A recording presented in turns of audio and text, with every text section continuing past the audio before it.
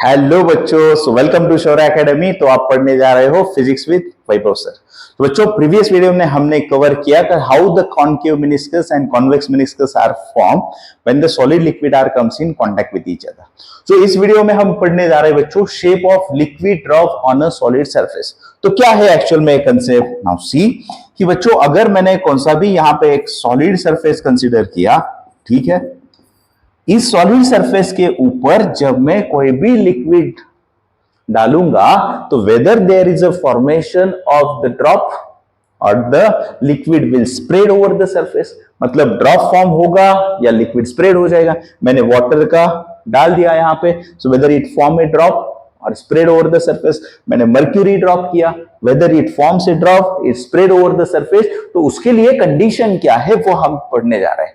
सो बच्चों, ये जो है shape of liquid on this surface, ये बेसिकली दो चीजों पे इफेक्ट करता है। फर्स्ट की डिपेंड करता है surface tension of liquid, surface tension of liquid, और दूसरा डिपेंड करता है बच्चों the angle of contact, angle of contact between solid and liquid surface, between solid and liquid. समझ में आ रहा है? दो चीजों पे ये डिपेंड होगा कि when we draw a certain liquid on the solid surface, whether it droplet will be form और the liquid will spread over the surface. It depends on the two things, first is the surface tension of liquid and second is the angle of contact between the solid and liquid. So बच्चों, सबसे पहले एक समझ लेते हैं। Suppose मैंने मान लिया समझने के लिए कि यहां पे ऐसा फॉर्म हुआ, करेक्ट, ठीक है। सो पहले आपको मालूम है कि यहां पे बच्चों कि कौन कौन कांटेक्ट में है? सॉलिड है, यहां पे एयर है, और ये क्या हुआ? लिक्विड है। सो यहां पे सबसे पहला जो एक्ट होगा बच्चों, आपको मालूम है, this is the what? T1। T1 क्या रिप्रेजेंट कर रहा है? फास्ट बताता हूं, T1, T2 and T3। So what is the T1? It is the force due to surface tension, force due to surface tension at, पहले कौन है? at liquid solid surface, liquid and solid surface।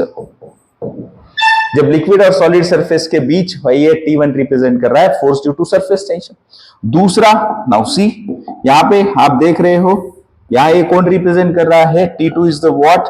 It is the force due to surface tension, force due to surface tension when air and solid surface in contact at air solid surface। यहां पे बात क्या हो रही है? Solid और air के बीच। ये रिप्रेजेंट कर रहा है आपका T2। पहला कौन था? Force due to surface tension when liquid and solid in contact. And तीसरा बच्चों T3 क्या रिप्रेजेंट कर रहा है? डायरेक्टली राइट करो, force due to surface tension at air and liquid surface. Clear? पक्के समझ में आया? T1, T2, T3। T1 is solid and liquid, T2 solid and air, and T3 जो होगा आपके भी ध्यान में आएगा कि कैसे होगा, like this. It is a T3 between liquid and the air। कुछ डाउट यहां पे? नहीं। सो आपको मालूम है बच्चों, नाउ एंगल ऑफ कांटेक्ट, तो यहां पे ये जो सॉलिड सरफेस है इसको टेंजेंट ड्रॉ किया, कुछ डाउट नहीं। दूसरा बच्चों, ये लिक्विड है, इस पॉइंट ऑफ कांटेक्ट को यहां पे टेंजेंट ड्रॉ किया। तो हमने पढ़ा है एंगल ऑफ कांटेक्ट क्या होता है? Tangent drawn to the solid surface away from the solid और टुवर्ड्स द लिक्विड, तो ये वाला टेंजेंट कंसीडर करना पड़ेगा। दूसरा, tangent to the liquid surface कहां पे होना चाहिए? टुवर्ड्स द लिक्विड, मतलब इस साइड वाला टेंजेंट कुछ काम का नहीं, ये होगा T3। मतलब बच्चों ये जो एंगल होगा, this is the angle of contact theta, ठीक है। सो अभी इसके ऊपर जब मैं कंसीडर करूंगा फॉर इक्विलिब्रियम, बच्चों ये T3 है वो दो कंपोनेंट में डिवाइड होगा, एक जाएगा इस डायरेक्शन में, एक जाएगा वर्टिकल डायरेक्शन में। अगर हम हॉरिजॉन्टल डायरेक्शन की बात करें तो ये T3 है, इसका थीटा एडजेसेंट कंपोनेंट, ये परपेंडिकुलर एडजेसेंट कंपोनेंट क्या होगा? T3 cos theta, which is also act in this direction। बोलो बच्चों, कुछ डाउट नहीं ना इस केस में? ठीक है, तो अगर मैं बच्चों इक्विलिब्रियम के लिए इक्वेशन राइट करूंगा, ठीक है, तो बोलो एट इक्विलिब्रियम, तो एट इक्विलिब्रियम अलोंग द, मैंने कहा एक्स डायरेक्शन नहीं तो हॉरिजॉन्टल डायरेक्शन में, बोलो बच्चों क्या हो जाएगा कि यहां पे ये वाला इज इक्वल टू ये वाला, तो यहां पे कौन ऐड कर रहा है देखो, that is can I write T1 plus T3 cos theta is equal to T2। ठीक है, सो cos थीटा का फॉर्मूला क्या बनेगा रे बच्चों, यहां से cos theta is equal to T2 minus T1 upon T3। तो दिस इज इंपॉर्टेंट कि बाबा यही तो यहां से कंडीशन डिसाइड करेगी कि लिक्विड का ड्रॉप फॉर्म होगा या लिक्विड स्प्रेड होगा सॉलिड सरफेस के ऊपर। सो क्या फॉर्मूला मिल गया, होप सो दिखाई दे रहा है ना आपको? हाँ, cos theta is equal to T2 minus T1 by T3। तो अभी एक एक केस समझेंगे। सो नाउ सी, तो यहां पे बच्चों नेक्स्ट वीडियो पॉज करके नोट डाउन करो। तो यहां पे नेक्स्ट कंसीडर करता हूं, तो क्या इक्वेशन मिला हम लोगों को, बोलो fast, cos theta is equal to, बोलो T2 minus T1 upon T3। अभी बच्चों इसमें बहुत सारे कंडीशंस है, तो नाउ सी, पहला कंडीशन मैंने कंसीडर किया, मान लो T2 is greater than T1, मतलब न्यूमरेटर क्या हुआ, positive. Second thing, T2 minus T1 जो होगा बच्चों which is less than T3, मतलब न्यूमरेटर कम डिनोमिनेटर ज्यादा, मतलब यहां पे जो वैल्यू आएगी cos थीटा की वो पॉजिटिव आएगी, लेस देन 1। सो cos थीटा क्या मिलेगा आप लोगों को, पॉजिटिव। तो आपको मालूम है cos थीटा क्यों पॉजिटिव होता है, when the theta is lies between 0 and 90 degree. मतलब इस केस में बच्चों जो थीटा होगा वो क्या होगा, एक्यूट होगा, एक्यूट एंगल ऑफ कांटेक्ट, मतलब वहां पे कॉन्केव मेनिस्कस फॉर्म होगा, मतलब वहां पे ड्रॉप फॉर्म हुआ। क्लियर? ठीक है, दूसरा केस, केस नंबर 2। तो दूसरा केस में बच्चों कंडीशन ऐसा है कि मान लो T2 is less than T1, मतलब डिनोमिनेटर क्या हुआ, नेगेटिव हुआ।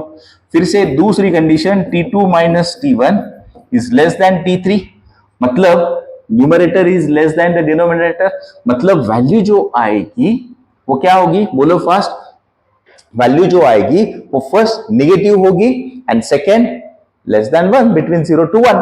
मतलब यहां पे जो cos थीटा होगा, cos थीटा को वैल्यू क्या मिलेगी आपको, नेगेटिव मिलेगी। और आपको मालूम है बच्चों जब cos 90 to 180 के बीच में जाता हूं, cos 180 इज -1, मतलब 90 to 180, ये cos थीटा क्या होता है, मतलब एंगल क्या हुआ, ऑब्ट्यूस हुआ। So obtuse angle of contact मतलब what, there is a formation of convex meniscus, मतलब ड्रॉप फॉर्म हुआ। करेक्ट, वो जो ड्रॉप होगा समथिंग लाइक दिस, मर्क्यूरी के लिए एग्जैक्टली ऐसा। क्लियर? पिछले केस में कौन था, मैंने जो डायग्राम ड्रॉ किया फोर्स एनालिसिस के लिए, वाटर था। ठीक है, तीसरा केस, नाउ सी, कि थर्ड केस मैंने ऐसे कहा बच्चों कि T2 माइनस T1 जो है इज इक्वल टू T3, मतलब numerator is equal to denominator. तो cos थीटा की वैल्यू कितनी मिलेगी, बोलो फास्ट, cos थीटा मिलेगा 0। करेक्ट, सो मतलब आपको मालूम है, सॉरी, cos थीटा मिलेगा 1, मतलब यहां पे एंगल ऑफ कांटेक्ट कितना होगा, 0 डिग्री होगा, मतलब क्या बनेगा आपको, प्लेन सरफेस बनेगा। करेक्ट, और लास्ट जो कंडीशन है कि बाबा अगर मैं कहता हूं T2 minus T1 is greater than T3, मतलब कि बाबा न्यूमरेटर डिनोमिनेटर से ग्रेटर होगा, मतलब cos थीटा की value greater than 1। Not possible. Not possible. Not possible means what? If there is a no formation of droplets on the solid surface. इसका conclusion ही क्या कि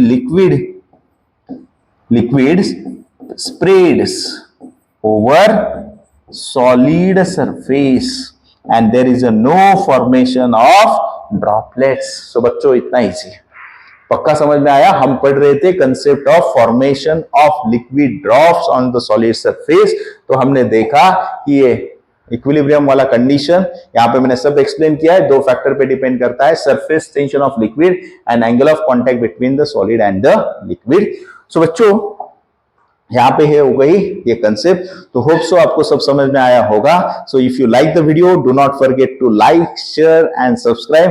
तो पढ़ते रहो physics with Vaibhav sir. Thank you.